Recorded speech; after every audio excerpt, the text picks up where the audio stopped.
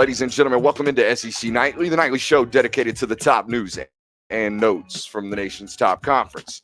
I'm your humble host, Brooks Austin, and on tonight's show, we will be joined by Chantel Powell of Gamecock Digest to talk about the number of coaches that have left that program and one that is joining in the last week or so out there at South Carolina. We'll talk about what the potential addition of Tracy Rocker means for the South Carolina Gamecocks. We'll talk about what he ultimately inherits as that defensive line coach there in Columbia as well. And of course, we will talk about the recruiting scams, right? Some kids been getting caught up in some recruiting scams on social media lately. We'll talk about that and what it's, what's caused it due to social media climate that we are currently in. And of course, I'd be failing my job as a hired take artist if I didn't comment on the debacle that has been the Mel Tucker hiring there in East Lansing, all the nonsense going on social media with that, with him going to Colorado. I'll give you my take on, coaches' freedom and their ability to move in and out of job positioning and what it means for players and why they're restricted the way they are and why, maybe things might change very, very soon.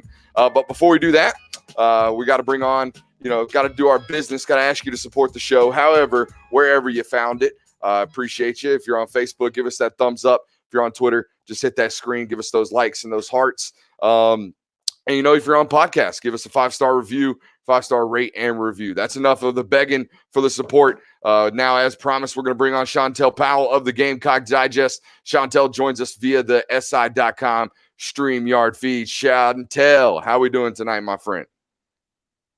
Feeling good, feeling great. Thanks for having me again.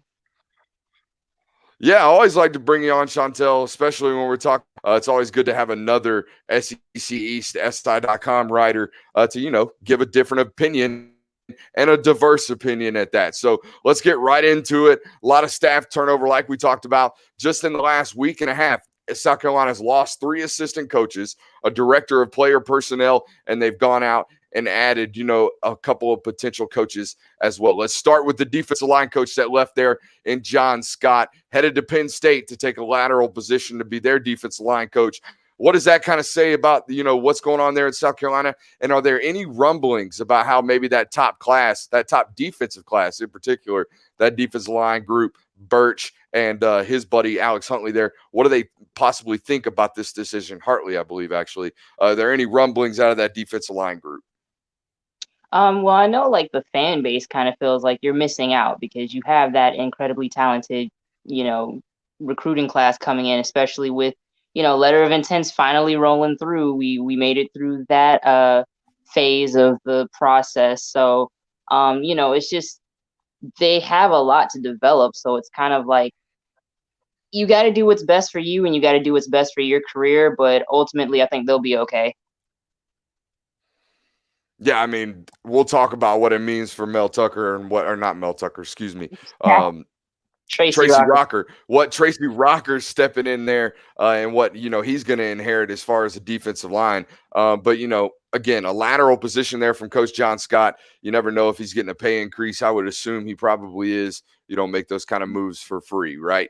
Next, a couple of hours later, or a little bit following that, running backs coach Thomas Brown, another former Georgia assistant and former Georgia running back, now headed off to L.A. to pair up with Todd Gurley out there as their running backs coach. What do they lose there in Thomas Brown? I'm assuming he had some Georgia recruiting ties. We talked a couple shows back about how South Carolina has done an incredible job of recruiting elite talent here in the state of Georgia. I would assume some of that has to do with Thomas Brown. I don't know exactly which recruiting region he has, but I would assume it has some type of tie here in the state of Georgia. What did they lose there with Thomas Brown, and who might be replacing him as well, Chantel? Well, it's just familiarity. He's got a good working relationship with Will Muschamp and I believe Mike Bobo. So it's kind of, just having someone on staff that kind of understands where everyone is coming from and everyone is on the same page. As far as the recruiting goes, they still got the deep ties in Georgia. So I don't think it'll be too much of a fall off from that perspective, given what they're bringing in. And I just think maybe now they'll be able to maybe even expand and go into some places that they haven't typically gone. Since, Bobo kind of has a handle on that Georgia area, you can, look other places and try and go more national now. Yeah, and I got to ask, why, since you mentioned national, how does the brand of South Carolina travel nationally? Do they get their foot in the door just because of the SEC branding, just like the rest of these guys, or are they starting to lend more back towards the pack with schools like Kentucky and Vanderbilt? Are they still in that big group of SEC schools when they go out and recruit nationally, Chantel?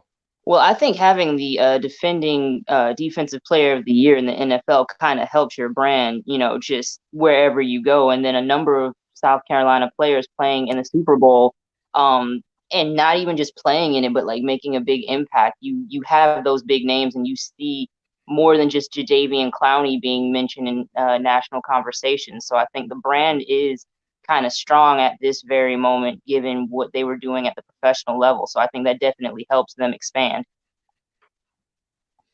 Absolutely. So the last coach that, departed from that staff is one that's a rather quick riser in the coaching ranks, and that's wide receivers coach Brian McClendon. He's going to get his first crack at an NFL job, headed off to take the wide receivers position coaching job there in Pittsburgh. Look, this is a guy that was the running backs coach at the age of 26 in Athens, here in Athens at the University of Georgia.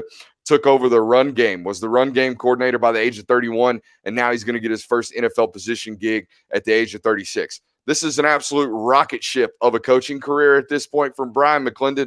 I don't know if any coaching staff was going to be able to hold on to him, so you probably expected some type of loss at some point here with McClendon. Even Pittsburgh, I would imagine Pittsburgh's not expecting to hold down McClendon for any longer than maybe 3 or 4 years with the success rate that he's at. It's been all over the place, right? It's been running backs. He's dominated position coaching there. Moved on to wide receivers. He's done a great job there at South Carolina, with guys like Deebo Samuel and the litany of big wide receivers, Brian Edwards included there at South Carolina as well. What did they lose in McClendon, and was this expected for him to take an NFL job, Chantel?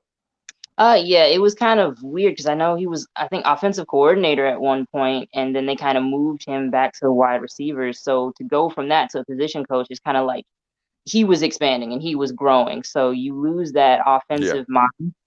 But you're kind of, when they got Mike Bobo, given the relationship between like Muscamp and Bobo, it's kind of like it was trying to figure out where he fit in. And I think like, he was, like you said, destined to go on to bigger and better things. So this was just logically the next step for him. So what is the deal with Muschamp, constantly cycling through Georgia-related guys? Is it just by coincidence, or is there something that he sees there? Bobo, a former Georgia guy. Brian McClendon, a former Georgia guy. Thomas Brown, a former Georgia guy. Tracy Rocker, the new incumbent there at the defensive line, Georgia guy. What's going on there? Is it just happenstance? Is it just coincidence? Or is it Muschamp and Kirby Smart's coaching trees obviously having been intertwined, just dating back to their years as assistants there at Alabama? Is that more to do with what's going on? I think it's the familiarity in addition to just the success, because while, Alabama's Yeah. clearly been like at the top and been the one to chase, and now LSU, you've still seen, Georgia be a 10+ win program year in and year out. Florida was pretty, solid and rising after those couple championship runs a couple years back. So, like with Tracy Rocker, I'm reading he took over a defensive line that lost like all of their starters in 2018 and really had them as one of the stronger positions within the team in coming into this year. So it's not just, you know, the familiarity and the namesake. It's they've been able to produce, and you are able to see the product on field grow. And that's kind of been one of the things that Muskamp's kind of had a critique about. Like he's good at recruiting, but he's struggled with developing. Yeah. So if you can bring people in to kind of get that talent now that you have it up to where it needs to be, I think that makes them more of a complete team. Yeah, certainly got the talent now there in that front seven. Now, whether or not they'll be able to, follow it up in the future with, back end help, because they're going to need it eventually. Those DBs are going to graduate. And good Lord, what a long set of DBs they got. It's similar to that Texas A&M squad we were talking about the other night with Cole Thompson over there at All Aggies. South Carolina squad's got a couple 6'3", 6'4" DBs as well. One of them, number 24, I can't remember his name. Yeah. Say what? No, I was talking about the defensive line. Sorry. No, you're good. I mean, they're just a really long group there in the defensive backfield, but they're going to have to replace them very, very soon with those guys headed off to graduation and the NFL. All right, a little bit more about Tracy Rocker here. Again, this is a guy who's been in and out of the SEC. I counted it up today, Chantel. Tracy Rocker has coached on 6 different SEC coaching staffs since the year of 2007. So I don't know if that's a record. I don't know if that's a coaching career high. Matter of fact, I'd rather hope Tracy Rocker sticks around in this league long enough to where maybe he can push that number north of 10. Maybe can he get a baker's dozen worth of appearances and stops along his way of coaching careers. But what is Rocker? I know you said he's a good developer of talent there at that defensive line group. Took, a barren cast there at Tennessee, turned it around to one of their stronger points in just a couple of seasons there. What is he going to bring to the table there in South Carolina? And what do the people in Columbia kind of feel? What is the environment? What is the vibe around Rocker's, appearance there in Columbia? Yeah, he's spent obviously a couple years at a bunch of different schools. Also had experience with the Tennessee Titans. I kind of hope he goes with the whole bingo card. I want to see the whole SEC on his resume. That would be kind of cool to see.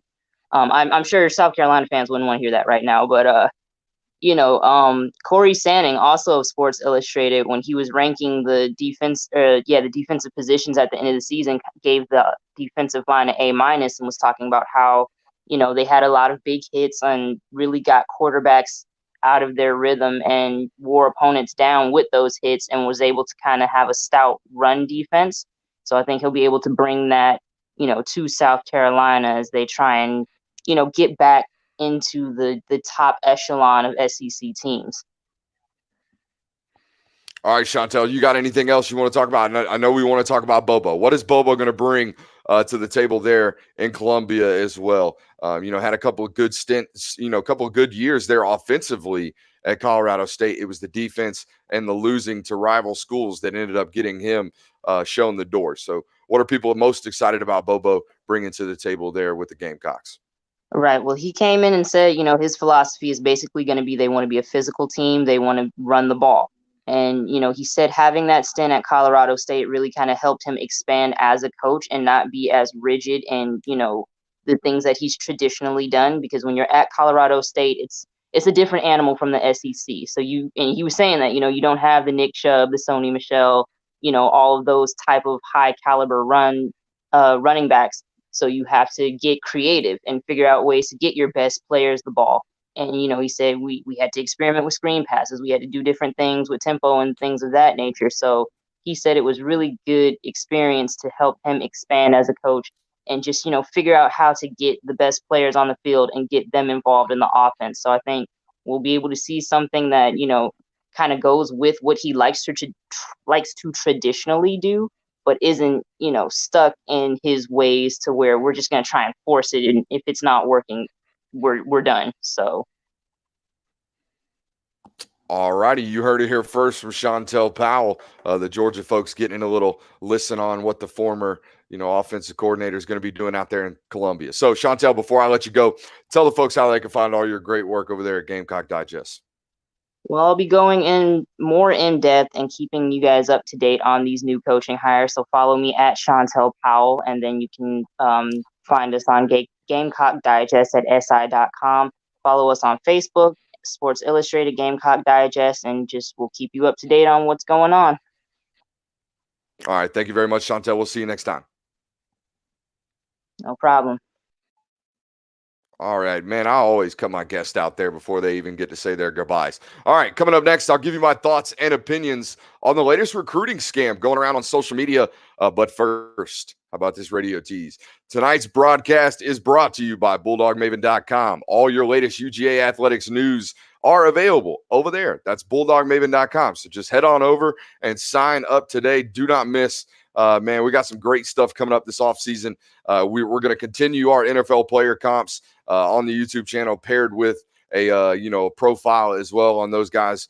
So we'll see. I don't know if we'll get through all 25 signees. Good Lord, man, I would need some type of energy and a whole lot of coffee to get through that, and some diligence, man, and some patience rather, and some work ethic, because that is a lot of film breakdown. But if you haven't seen those, go check those out on the YouTube page. We'll remind you that again at the end of the show. So support us, man. And again, I'll take another second. Give us that thumbs up, man. Those things are important. It messes with the algorithms. If you guys don't know anything about social media, they're based off algorithms. They're based off codes and equations, math stuff, nerd stuff. Put your glasses on and we'll go through a class kind of stuff. But anyways, trick the algorithms a little bit, show us some support, tap that screen, tap those likes and thumbs up buttons. All right, let's get into this social media scam. So someone was pretending to be the director of player personnel under the name Luke Hughes. The account was asking recruits for information and trying to scam them for money, getting in direct messages, asking for Venmo accounts, doing things like this. According to a report by KnoxNews.com, over several hundreds of high school prospects responded and interacted with this account. So I got a couple of things here for you, and I might get on my high horse just for a little bit, but please forgive me. Okay, number one, a couple of things for young men and women out there, trying to be recruited, trying to go to the next level and play sports and play athletics. All great, fine, and dandy. If a coach or representative from a school reaches out to you and it gets in contact with you via social media, because it is a hot platform for these coaches to do it nowadays. It's the easiest form of communications for these guys to talk to thousands of recruits at the same platform. Go chase a high school coach down for a high school number. First thing, the very first thing you have to do when these guys reach out to you is just Google search whatever's in their bio. If they say their name is Luke Hughes and they're the director of player personnel at Tennessee, well, guess what? It is a very, very big program. Their list of who all works for them is on their websites. Just go Google them, guys. Go check it out. Make sure Luke Hughes exists. If he does, then explore it further, all right? Tennessee had a Drew Hughes, but they had no such filing of a man named Luke Hughes. He literally does not exist. A simple Google search would have figured that out. So that's first thing. Always do your background search on these guys, young men and women. Just do your due diligence. Do your one half of the process here and protect yourself with a little bit of research on the front end. My second thing, obviously, man, it goes without saying that this person is useless and, an utter nuisance, and for that matter, a flat-out criminal from basically scamming and stealing money from kids whose only wrongdoing was being hopefully blind that an opportunity may actually exist for them to play Tennessee. So it goes without saying that these people are bad people, all that good stuff. Not a hot take there. But to me, the real issue is this trolling and bot accounts media has now created and provided. The ability, and this is the high horse for me. This is me, getting quote unquote, get off my lawnish for just a minute. I'm a young guy, 25 years old, grew up in the social media landscape, but I'm getting to the point where I'm kind of tired of this. As long as social media platforms continue to allow people to hide behind burners, bots, nameless and faceless accounts, things like this, stuff like this will continue to happen forevermore, okay? Until they put some type of responsibility on this, until they put some type of, I don't know, I'm not smart enough, whether it's facial recognition to sign into an account to prove you are actually who you are portraying to be, this kind of stuff will continue to exist. Troll accounts, bot accounts, nameless, faceless accounts will continue to exist, and they'll continue to cause problems and cause ruckus. So stay woke and stay alert about what's going on out there, especially if you're a recruit. And even for guys like me in the media career, you don't know how many times I've gotten Twitter from some of my writers, because we're all on alerts. We all have our specific, quarters that everyone's following. Everyone's staying up. You got basketball news. You've got recruiting news. You've got coaching news. You've got changing. We're all, diversify. Everyone's spread out. Get your responsibilities and attack them greatly. Even we have to double check, triple check those things sometimes. Fake recruiting or player accounts. Fake coaches accounts, all this kind of stuff's happening over and over and over again. The very first thing you have to do as a member, or as someone involved in this social media landscape is to just research it.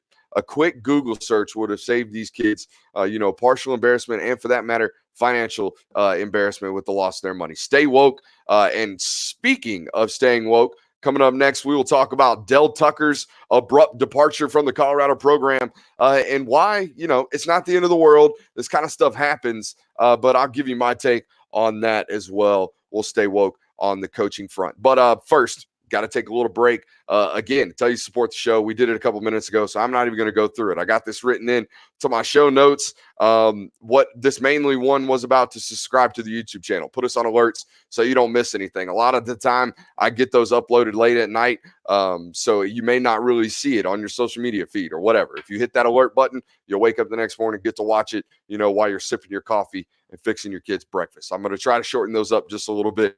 The recommendations on the comment sections. So I appreciate you guys for showing your support there.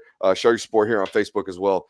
Give us those likes, all that good stuff. Trick the Owl earlier. All right, on to this Mel Tucker stuff. So here's the deal, man. As someone who played for 2 head coaches and 5 different position coaches during my time in college playing football, I completely understand that this is 100% a business. So say what you want about how bad of a look it is for Mel Tucker to tweet out, quote, "While I am flattered to be considered for the head coaching job at Michigan State, I am committed to Colorado for the hashtag the build of our program. It's great athletes, coaches, and supporters." For him to tweet that, only to turn around 72 hours later and sneak out of Dodge in the middle of the night because someone bumped the offer. Okay, I understand it's a really, really bad look, but here's the bottom line. It's a business, and he made a business decision. And he made that decision knowing that there was going to be this backlash. He made that decision knowing that he'd been on the phone promising recruits that he was never going to leave. He made that decision based off the fact that he was willing to live with it for the financial repercussions that it provided, okay, and the opportunity provided. Make no mistake about it, he did take an upgrade in job coaching positions. But with that being said, the next time a kid enters the transfer portal or the next time he decides to take another chance at a better opportunity or what he considers to be a better opportunity, please show him the common courtesy that most of you showed Mel Tucker in this process, okay? I know there was some pundits that jumped on him for all of the cowardice and the bad look, and Drew Pearson got all over Twitter, and we'll address that. And Rashad Clayton, I know I heard of. It is a business. He made the business decision. He took the money and ran, okay? I don't like the way it looked. I put on my social media feed today at Brooks Austin SI. It was a really, really bad look, especially someone in this media career and figuring out what's going on. When I'm sitting down doing a Kendall Milton YouTube breakdown and player comparison to Le'Veon Bell, check it out in the YouTube feed. When I'm sitting down doing that breakdown and it's 12:15 East Coast time, and I get a breaking news alert from the Bleacher Report app that Mel Tucker has been hired as a Michigan State head coach just 72 hours after making those statements on Twitter, past midnight, guys, 12:15. That's what we call a news dump in the media industry, okay? That's them burying the lead. That's all that is. It was 10:15 Mountain Time. He was already out of Dodge. That kind of stuff, shady. All the stuff he did with Rashad Clayton, shady. But again, it is a business decision. Most of you, the general, there was, again, some major backlash on Twitter. It looked bad. It was a bad look, but it will surpass. All he's got to do is win 8 games, beat Michigan next year, and he's, on the doorsteps of them building a statue outside the stadium.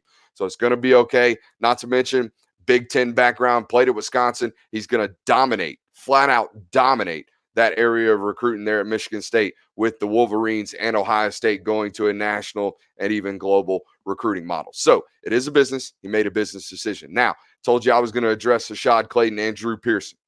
As for those guys who were rather vocal about their disappointment from this quote-unquote betrayal that they felt from this, I say this.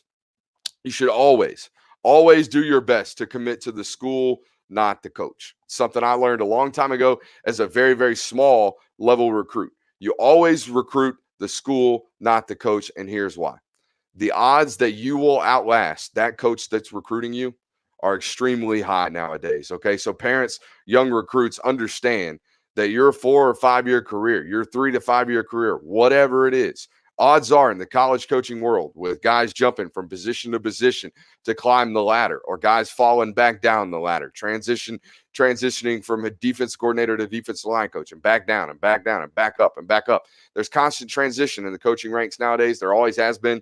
I guarantee you, not 9 times out of 10, let's call it 5 times out of 10, 50% of the time, I guarantee you that you're probably going to outlast that guy that recruited you. So you best, when you sign that dotted line, you best know that you are comfortable spending the next 3 to 5 years spending time there at that school, not that program. Okay. The program is a byproduct of the school, but the school comes first. And again, this is a player mobilities guy. Do I believe that those kids that signed letters of intent to play for Mel Tucker, do I believe that they should be laid out of their LOIs?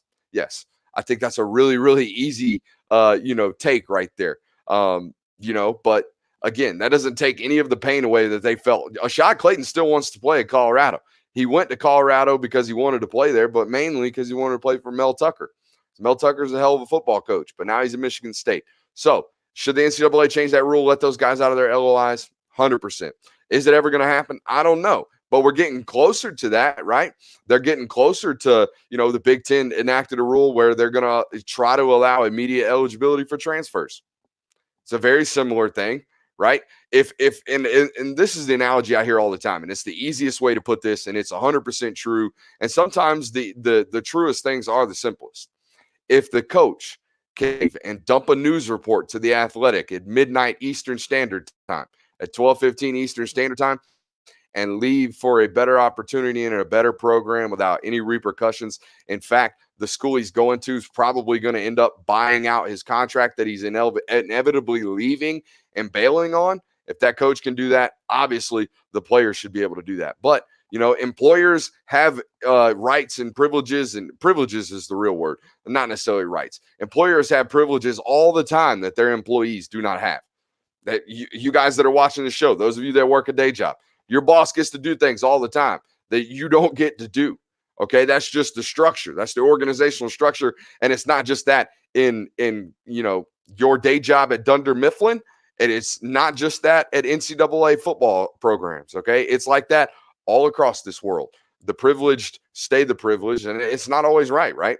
But head coaches get those jobs and head coaches get those opportunities, to change. This is generational wealth we're talking about. Mel Tucker probably got a job he just could not turn down. And I'm okay with that as long as you're okay with that. And if you're not, maybe next time, I don't know. I don't know what to tell you. It's an ugly game. It's cutthroat. It's big. And again, I could be totally biased. I told you at the very beginning of this argument or the very beginning of this show, I can't remember what it was. I'm a guy that played for 2 head coaches and 5 different position coaches. All of them. Freshman year, guy left to go to a different program because he got a raise. Next year, guy left because he didn't get a raise but got a bigger opportunity to be a GA at a Division I program instead of coaching at a D2 school. This kind of stuff happens, okay? It's going to happen. Coaches are trying to climb the ladder just like you're trying to climb the ladder. Don't get butthurt, pardon my language. Don't get upset when it happens. That's why the main thing, stay the main thing. Commit to the school, not the coaching staff, because odds are you will outlast it. I don't know if I got any questions tonight, but I think that's what we're going to wrap it up for here on SEC Nightly. It's what, Tuesday night? Wednesday night. It's Wednesday night, guys. So tomorrow is Friday Eve. Hump Day was today, and it's in the bag, baby. You got it done. It's in the bag. You're sitting at home, you're kicking your feet up. It's 9:45. You're about to go to bed. Wake up tomorrow, do it again, and we'll see you tomorrow night. All right? How about that? We'll see you guys tomorrow. This has been SEC Nightly. As always, I've been your humble host, Brooks Austin, and stick around right here because I'm going to send you out the way we brought you in, and that's with the dopest soundtrack in the business and in the industry. I'm going to tell you right now if I can find it. I found it too, so watch out now. I'm going to tell you what. This is some good stuff right here. Here we go. We'll see you guys tomorrow evening. Hope you enjoyed it. Have a good night. Go Dog right there in Christy's mention. Christy, you have a good night as well. Man, I'm going to tell you what. We told you guys this the other night, man. That first intro, that wasn't it. This is the one. This is SEC Nightly right here. Turn that thing up. DJ, play that. I'm telling you. That's it, right? Appreciate you being here on SEC Nightly. It is nightly. We'll be here tomorrow night. We'll see you guys.